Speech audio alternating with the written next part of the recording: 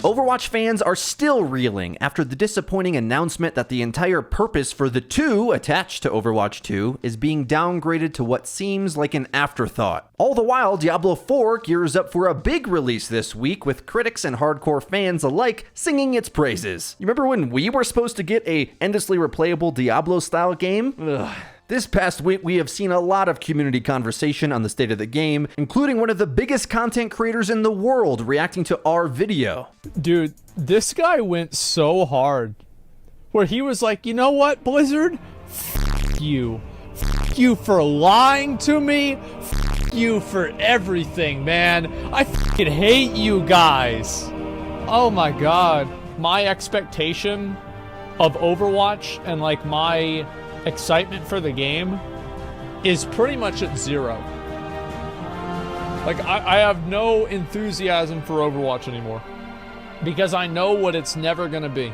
I know many Overwatch fans are looking for a positive message in all this. Is there one to find? Or did Overwatch 2 fail? Video games can disappoint you, but today's video sponsor has never let us down. I was a fan of Manscaped for years before they ever sponsored the channel. That's because they're the #1 when it comes to male grooming. Today we're looking at the brand new Buff Bundle, the ultimate showering kit. Starting off with the Body Buffer, this is a handheld exfoliator brush designed to help remove dead skin, bacteria, and reduce ingrown hairs. These feel amazing, guys. Like everything Manscaped does, quality. Loofahs and cloths are gross and waste your cleaning product, but the Body Buffer bristle gets the most out of your cleaner. Get some in the Buff Bundle, which comes with the Body Buffer and 2 bottles of ultra premium body wash, infused with aloe vera and sea salt to keep you feeling great and clean. Ditch that gross loofah and upgrade today. Go to manscaped.com and get 20% off and free international shipping by using our promo code Overwatch. That's manscaped.com. Use our promo code Overwatch and get 20% off and free shipping. Okay, so we're going to explore this idea, take a look at where the whole Overwatch 2 conversation has moved since our last video, and offer my conclusion at the end. We'll include some replies to Asmongold and Flats who watched our video, but first some community reactions on things to set the tone. I've been tweeting out to gauge the temperature of the community. The responses have been all over the place. First, a week ago, I asked the community to answer seriously.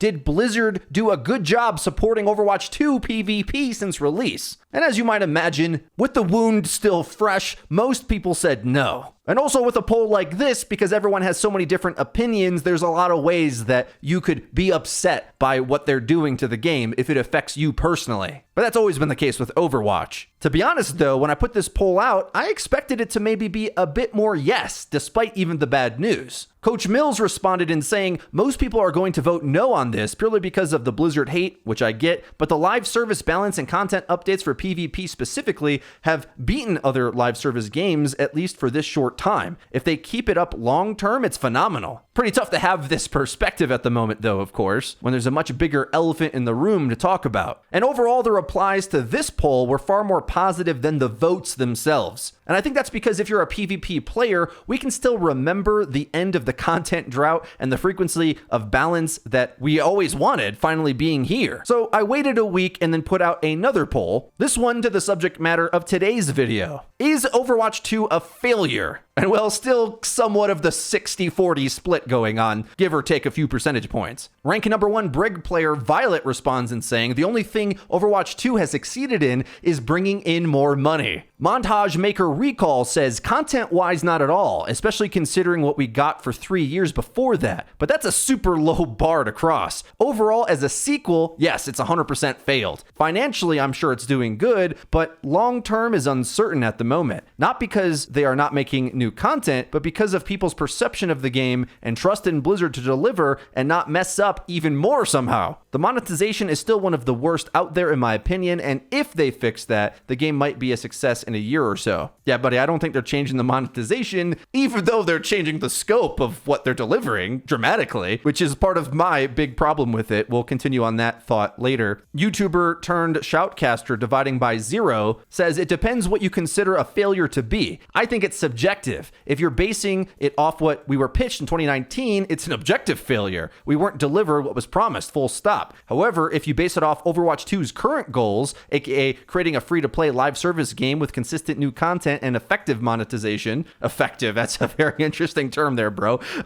He finishes in saying, then I'd say we're doing a good job. Both takes are valid. Yes, effectively extracting monetary value from the customer. That's been the biggest boost to Overwatch 2 so far. I joke, but yes, of course, they need to make money to continue development, but it shouldn't be on us to pick up the check just because they don't really know the cost of the scope of the plans they set out. Now, that all being said, the most substantial update to Overwatch 2 is actually the microtransactions at this point, which makes me question, if we are in fact in early access of Overwatch 2, what should we expect the full access to be? What does that look like? I feel like we forgot that they brought this into being as early access on the promotion of it. And let's not forget, they knew the real PvE was canned by the time they launched this early access sequel. Now Blizzard likes to have it both ways with this kind of thing. Their terminology is all over the place. Early access sort of forgives the growing pains of the transition for the actual real good substantive updates to PvP that I and many of you dedicated PvP players are really appreciative of. Finally, the game gets updated. That feels great. But I also find it quite manipulative, because when do we arrive at the full access game? Does it look substantially different from what we have now? Or is it Archives Plus, which we had in Overwatch 1 anyway? You see where I'm getting at here? I feel like Blizzard, with this entire project, has been deliberately misleading with a lot of their terminology, and that's like the worst thing to me, because I want honesty. And it gets worse if you think of the entire timeline from this dev team as well. I felt very lonely years ago as one of the few people who thought the content drought itself was unethical at the start of it. Because remember, this is a company that pretends that their multiplayer games are live services without actually putting the updates in them that normally comes with that. This was before they went the Overwatch 2 free-to-play model, which can fund continuous development. They set an expectation for what new content in Overwatch 1 was going to be for years, then promised it would get even bigger with the sequel, which then a lot of the player base sort of accepted, and it was based on those big promises that they cut off content from the original game, which I thought was incredibly shady to do, because that already was showing there was a management error, like obvious. Every other game that's out there continued to get heroes and content in their game. They have microtransactions. We had microtransactions. It's not my fault that they mismanaged how easy loot boxes were to get. This story has been manipulated so many times that I feel like the public consciousness on this subject matter has just like Mandela affected the first couple years of Overwatch. But skins were actually expensive at the start of Overwatch 1. You had to buy into the loot box model to really gain any progress, and it was only over time that you collected a lot more.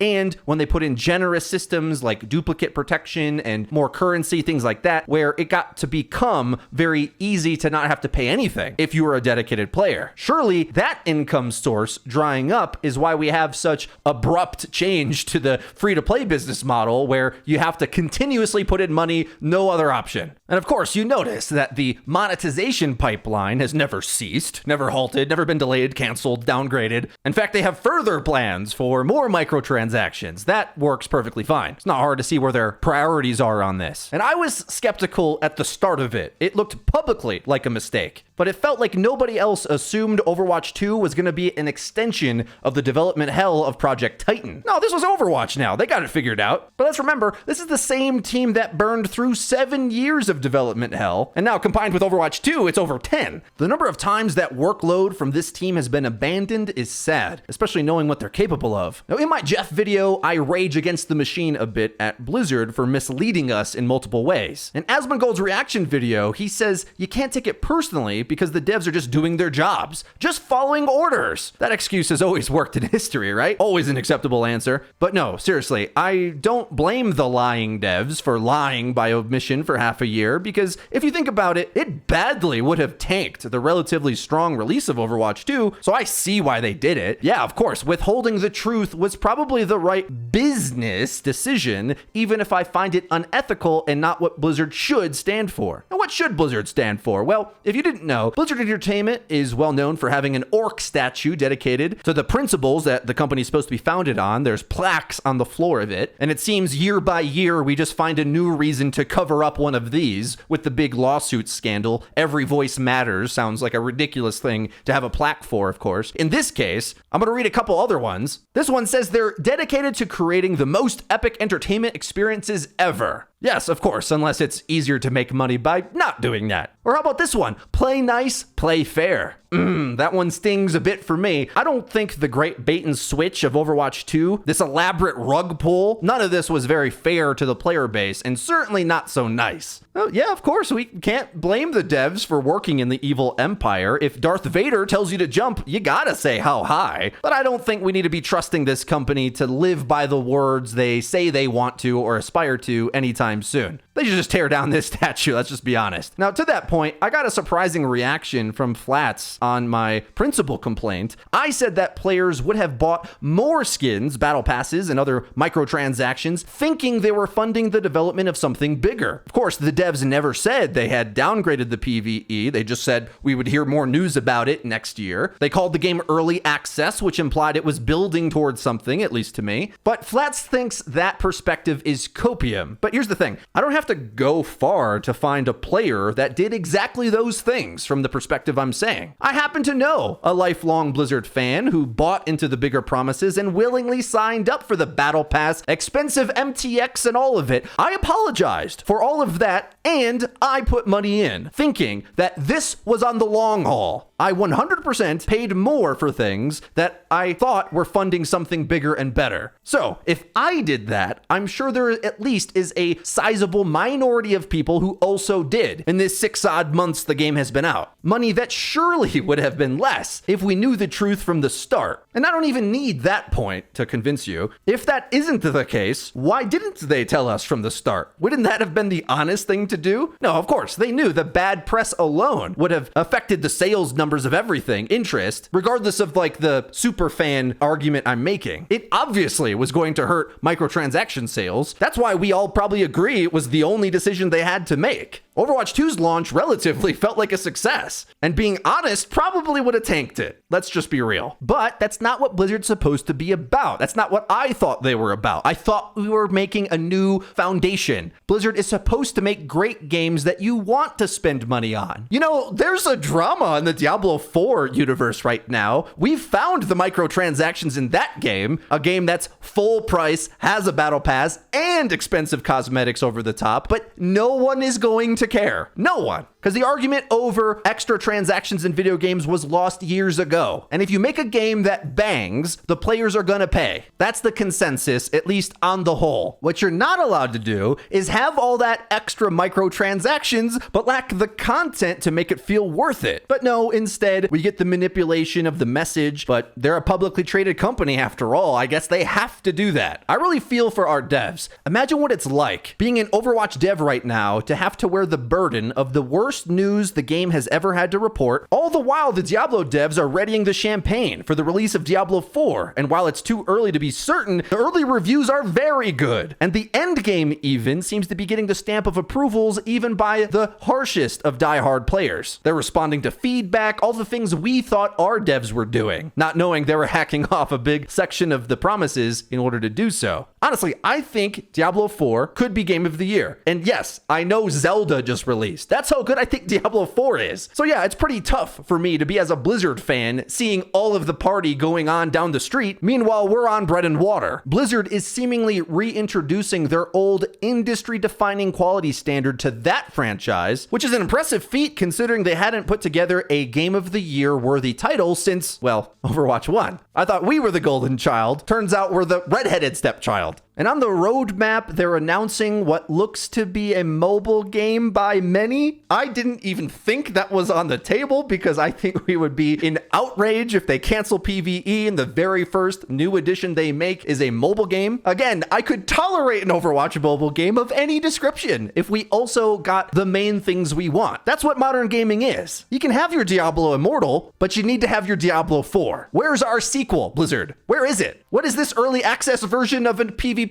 update? All right, here's my conclusion. I think the expectations set by the previous announcements over the years were the problem, not actually what we currently have. Despite hating the manipulation, I don't actually hate the product we have because it has been a hard decision, no doubt, to again scrap multiple years of work to downscale the vision of the game. I actually respect the devs for doing that. It's a hard decision to make. I just really think the 2 attached to the name set up a list of expectations that they signed up for for. They knew there wasn't going to be a 2 worthy amount of content and called it 2 anyway. How many times are we going to allow ourselves to be misled before we say it's too much? We get to redefine what PvE means and why people use that term. We get to redefine early access, redefine the sequel, redefine everything. They just redefine anything they want. I would have been much happier with what I had actually asked for, which is kind of what we got. I wanted an Overwatch 2.0 for them to keep all the PvP updates they were saving up and relaunch the game. Why couldn't they have done that? But that's too honest, it seems. Maybe that's not sensationalist enough. Maybe that doesn't get as much short-term revenue. But you would have gained our respect by telling us you made the bad decision long ago and you have to fix it now. But no, they delayed telling us that. To me, ultimately, us knowing was the problem, because Kotaku leaked that they canceled a StarCraft FPS game that was going to be like Battlefield. Yeah, they reorganized devs on these other smaller projects they were working on to allocate resources towards Overwatch 2 and Diablo 4. That kind of sounded like good news. And I feel like we might have a different opinion on this entire PvE thing if they just didn't tell us about it yet, when they knew they had so much more to go on it. Because if we indeed didn't know all those big aspirations, and they went from Overwatch 1 into Overwatch 2.0, PvP, overhaul, microtransactions, free-to-play, constant content, and then said, oh, we're adding story missions, that might sound like a upgrade from other free-to-play games. I think it still is. And at least under the new devs, talking about the new things we are getting when they do talk about it, they have built some trust, I think. They only had a lie about the old promises. All the new stuff they keep telling us about, and if it gets delayed, they tell us how long it'll be and what's going wrong and what they're working on. We're really in the loop now. It's just funny that Blizzard was so bad at communication back then that attempts to communicate actually made things worse for themselves, because they were mismanaging their resources internally. They can't really tell us a real plan like they do now, because back then they didn't have a plan, not a reasonable one they could deliver on. Whereas now, over time, I think we can see when certain things get delayed. We can understand, okay, the Brig rework is delayed because the art team needs to figure out how to make the shield 21/9. Same thing with Roadhog and Sombra. Those got delayed a little bit. But at least we know where their head's at, what they're working on, what's coming, what's confirmed. We can actually follow this game, and over years, I guess, we might finally trust that they can deliver the things they say they're going to, once that these new devs anyway can deliver on the things that they say. I can't really blame the new director and the new producer for steering the ship they inherited into a new direction. These guys are military surgeons. They stopped the bleeding and mended the self-inflicted wounds from years ago. They deserve a medal for saving this thing from full cancellation. Like, we could have had no new game, no updates. They could have scrapped the whole thing. The grass isn't always greener on the other side, folks. Like, we could be heroes of the storm, you know. We don't know what the worst possible timeline could have been. So I can't help but be somewhat grateful that they made the hard decisions. All it takes to build some trust again is make some good stuff. I think also with Lifeweaver being kind of a resident sleeper hero for most players, it's also a particularly harsh time, but I think they're probably smart in trying to deliver this bad news at the lowest point of the game so that when they start adding good things later, they can build some momentum and distance themselves from this negativity. But let's start off with small baby steps, okay? Let's hope that the Season 6 story mode is decent and overperforms the very low expectations that it seems like everyone has for it. If you like this video, please be sure to leave it a like. And to support this channel, you can check out today's video sponsor, Manscaped, and use code OVERWATCH at checkout to get free international shipping and 20% off. Don't forget to subscribe and click the bell icon to actually get notified when our videos come out. That's been it for me. I've been Frito for your Overwatch. I'll see you guys next time.